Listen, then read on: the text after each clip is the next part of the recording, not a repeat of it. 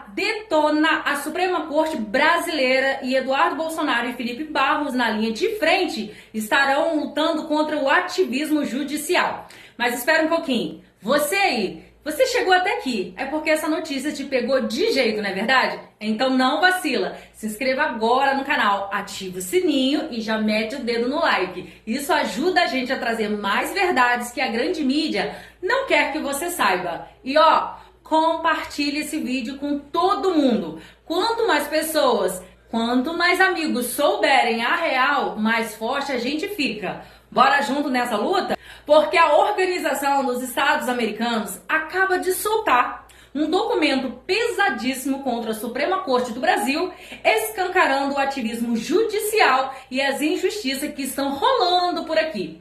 E sabe quem está na linha de frente dessa batalha? Os deputados Eduardo Bolsonaro e Felipe Barros.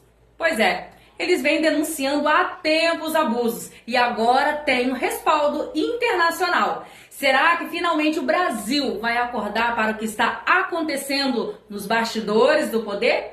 A OEA jogou luz sobre as arbitrariedades e a pressão internacional pode virar o jogo. Será o começo do fim da censura e das perseguições políticas? Deixe a sua opinião nos comentários, espalhe essa verdade. A luta continua e o Brasil precisa saber o que está rolando nos bastidores. A OEA acabou de soltar um relatório grave, condenando decisões dos ministros do Supremo Tribunal Federal. Quem tratou da matéria foi a revista Oeste. A OEA condena a decisão de Toffoli sobre as provas da Odebrecht e alerta para o risco jurídico. Ou seja, o Brasil está chegando num nível deplorável. A Transparência Internacional, que é uma ONG que avalia, o índice de percepção da corrupção no mundo, notou que o Brasil caiu muitas posições, porque a corrupção, depois que o governo Lula voltou e com as decisões do Supremo Tribunal Federal, incluindo, citando o Toffoli, aumentou muito no Brasil. Não que pegou ninguém de surpresa, mas o que deu a certa surpresa foi a Transparência Internacional publicar. Há um passapanismo sem precedentes dessas instituições para quem é da esquerda, mas mesmo assim a Transparência Internacional resolveu comprar a briga. Agora, a OEA, com base no relatório da Transparência Internacional, comprou a briga. Entre aspas, está chamando alguns ministros do Supremo de corruptos. A Organização dos Estados Americanos manifestou preocupação com a anulação das provas da Odebrecht e a revisão dos acordos de leniência no Brasil. O alerta está no relatório divulgado nesta quarta-feira pela Comissão de Peritos do Mecanismo de Acompanhamento de Implementação da Convenção Interamericana contra a Corrupção. Infelizmente, uma pecha, que o Brasil tem, que é a pecha da corrupção. O documento critica as decisões recentes do ministro Dias Toffoli, que é do Supremo Tribunal Federal, que invalidou todas as provas do acordo de leniência da Odebrecht, atualmente chamada agora de Novo Honor. Pois é, a Odebrecht mudou o nome, agora chama Novo Honor. Só que o que acontece? Para o OEA, essas medidas que o Dias Toffoli aplicou comprometem a credibilidade da justiça e dos acordos de leniência aqui no Brasil. Ou seja, o Brasil não tem mais a confiança internacional na sua justiça. Ou seja, a quebra de acordo de leniência que o Toffoli fez quebram a confiança internacional na justiça brasileira. Pois é, meu amigo. É o nível que se chegou, E aí, uma das principais críticas que se tem é que o ministro Dias Toffoli, segundo acusações que são feitas pela revista Veja e outros jornais, teria até seu nome citado nas próprias provas que ele mesmo mandou eliminar. E aí, no mesmo dia em que a OEA, Organização dos Estados Americanos, faz esse relatório condenando decisões dos ministros do Supremo, falando que eles são lenientes, com a impunidade, vem o ministro Gilmar Mendes e dá uma canetada também, livrando mais um da Lava Jato. STF, não sou eu que estou dizendo, matéria do Metrópolis, Eu cito todas as fontes para vocês. Gilmar Mendes manda trancar a ação contra doleiro, alvo da Lava Jato. É o desmonte total da Lava Jato. O ministro Gilmar Mendes determinou o trancamento da ação penal contra o doleiro Chaya Mograbi. O nome é esse mesmo, Chaya Mograbi, tá? Que foi alvo da Operação Lava Jato, suspeita de ter movimentado 239,7 milhões de dólares entre 2011 e 2017. O Gilmar Mendes ele determinou que a terceira vara federal do Rio de Janeiro, onde a ação penal foi tramitada, né, onde ela teve protocolada, seja notificada imediatamente sobre o teor da decisão. Na decisão, Gilmar Mendes pediu o trancamento da ação exclusivamente no que trata a Chaya Mograbi, por, abre aspas, flagrante ausência de justa causa para persecução penal. Vamos lá, é hora da aula de direito. Todo processo penal, né, eu tenho que ter a justa causa. O que é justa causa? É indício suficiente de autoria e prova da materialidade. O que é a prova da materialidade? O crime é material. O crime existiu? É a prova da materialidade. Não, eu tenho... Vamos falar num exemplo, um assassinato. Eu tenho a prova da materialidade? Tenho o corpo? Tem uma filmagem de um corpo sendo jogado do despenhadeiro? Eu tenho a prova que aquilo se materializou? Tenho. Né? Eu tenho provas da criminalidade, da corrupção. Por exemplo, eu tenho aqui desvio de dinheiro, o dinheiro sumiu. Então eu tenho prova da materialidade. E aí eu preciso de não saber quem é o responsável. Se eu já souber quem é o responsável, já é na sentença final, depois da defesa. Eu tenho que ter indícios suficientes da autoria. Olha, eu tenho indícios suficientes que o réu é ele. Isso se chama justa causa. É o que o Gilmar Mendes falou, que não tem nos casos da Lava Jato. E ainda, adentrando dentro desse caso da OEA, tem um caso a mais. Esse relatório, que condena o Brasil acerca do nível de percepção da corrupção, condena a decisão do ministro Dias Toffoli, é uma coisa relacionada à corrupção. E aí nós temos também aquele caso do Pedro Vaca Vila Real, que veio ao Brasil para averiguar se os ministros do Supremo Tribunal Federal estão violando a liberdade de expressão e violando direitos humanos aqui no Brasil. Acabou de ter um embate, lembra? Com o Eduardo Bolsonaro, se o Eduardo Bolsonaro ficaria com a Comissão de Relações Exteriores ou não. A Daniela Lima, blogueira lá da Globo, ela disse que foi uma vitória, né? Acho que foi até o Valdo Cruz, foi uma vitória do STF tirar o Eduardo Bolsonaro da Comissão de Relações Exteriores. Ou seja, como assim? Uma vitória de um tribunal sobre uma decisão política? É estranho. Mas olha só o que aconteceu. O cara que entrou lá no lugar, ele falou que o papel dele vai ser acompanhar de perto todas as decisões da OEA e o relatório do Pedro Vaca Vila Real.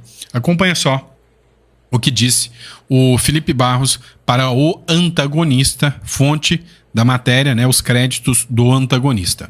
Uma das atribuições da Comissão de Relações Exteriores e Defesa Nacional. Você citou, por exemplo, a OEA. Como todos sabemos, nós tivemos recentemente a visita aqui no Brasil do senhor Pedro Vaca, que é o relator da OEA sobre assuntos de liberdade de expressão. Eu já tenho buscado contato com ele e devo me reunir com ele como uma das primeiras iniciativas aqui da Comissão de Relações Exteriores, buscando entender qual vai ser o timing para ele publicar esse relatório, qual deve ser o teor desse relatório. Eu apresentei para ele recentemente um pedido de medida cautelar diante do protocolo do PT, buscando a retenção do passaporte do deputado Eduardo Bolsonaro.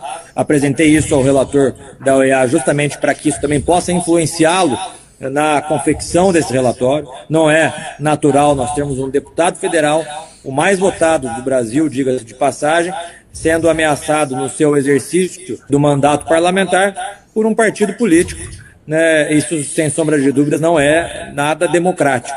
Então, eu tenho buscado diálogo com a OEA e certamente faremos isso com outras instituições e entidades internacionais ao longo desse ano.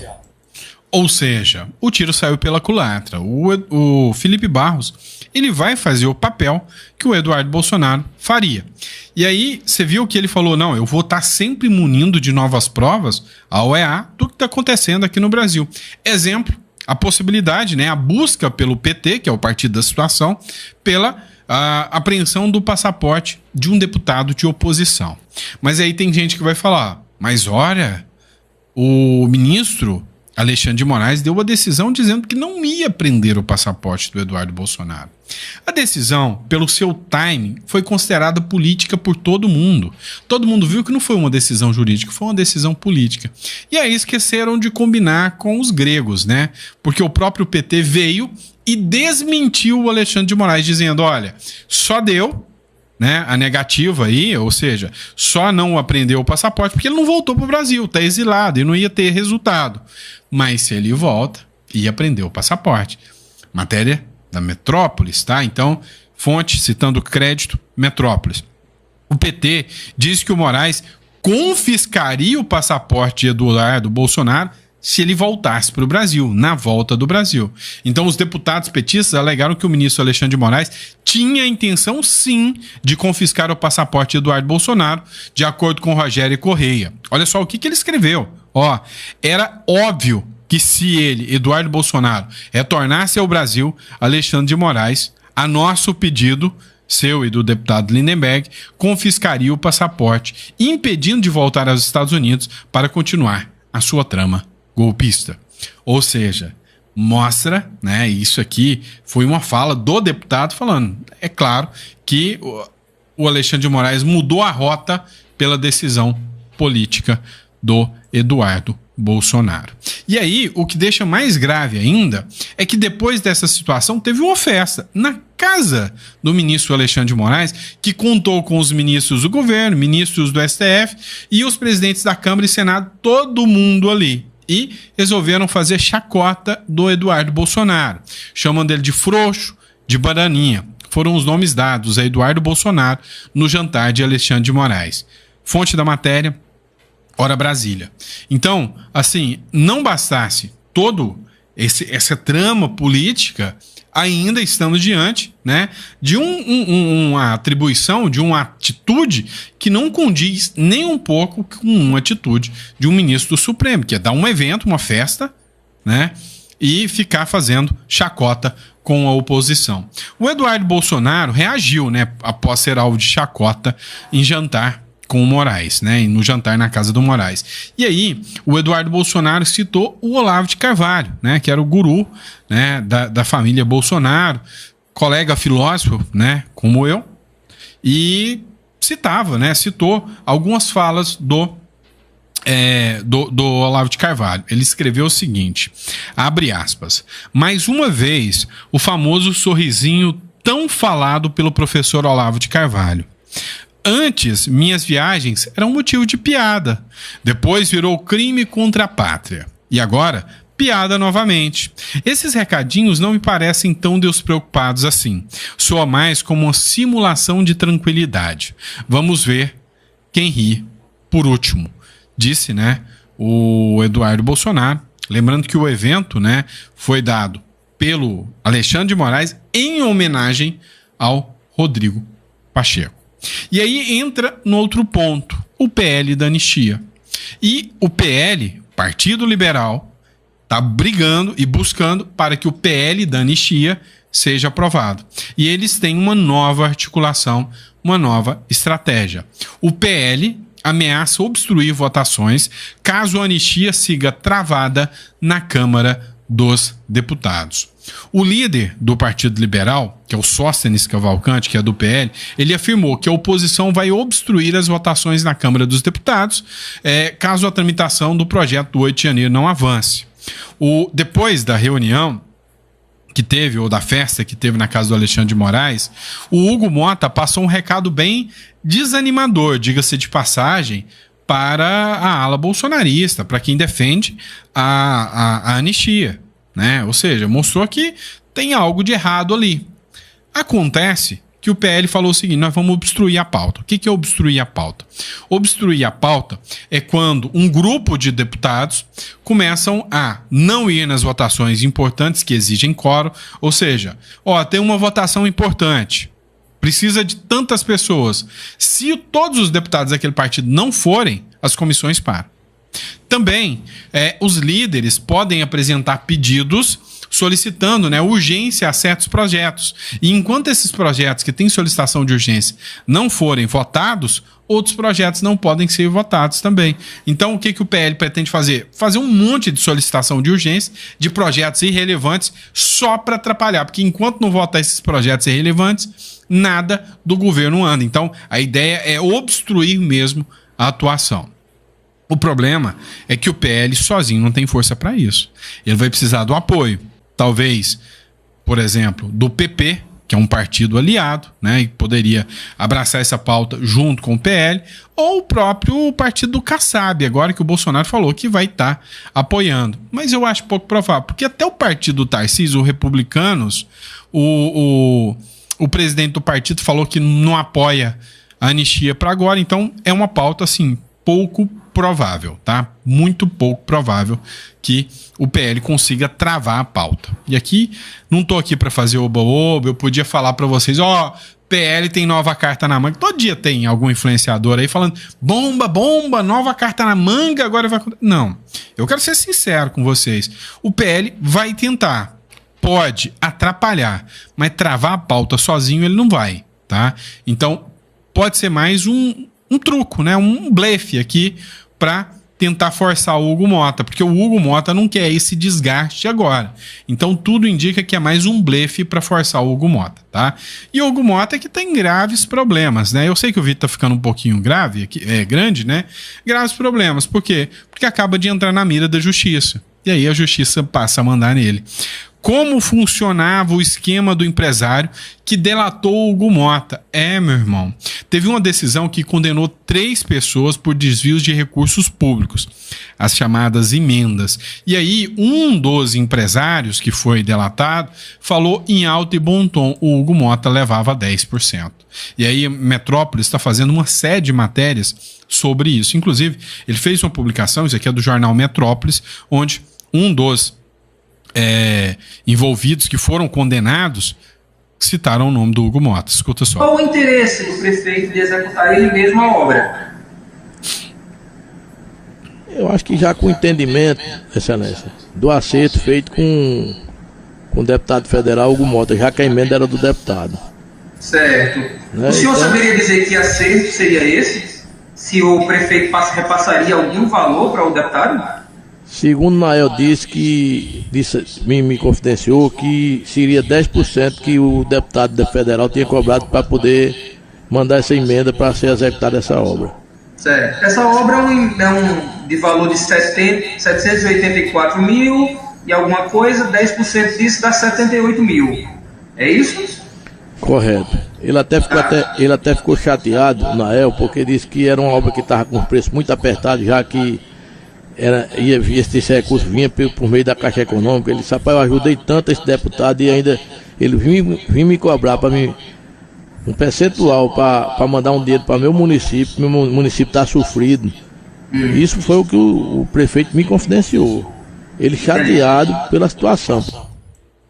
Pois é, vocês acompanham aqui que houve mais uma denúncia e acaba que, por ser um deputado federal, esse processo agora, se aberto pela Procuradoria-Geral da República, vai para a mão do Supremo Tribunal Federal. E aí estamos mais uma vez diante de um deputado, presidente da Câmara dos Deputados, que, se falar demais, é bom ele lembrar que tem um processo lá no Supremo Tribunal Federal que pode mandar ele para de trás das grades. Meu amigo, é o Brasil. Fazer o quê, né? Mas e aí? O que você acha dessa reviravolta? A OEA colocou pressão e agora o jogo pode virar. Será que finalmente veremos um basta nesse ativismo judicial? Se você quer continuar recebendo notícias bombásticas como essa, já se inscreva no canal, ative o sininho, mete o dedo no like e o mais importante, compartilhe esse vídeo e ajude a espalhar a verdade para que mais pessoas saibam o que está acontecendo nos bastidores do poder. Juntos nós somos mais fortes e nos veremos no próximo vídeo.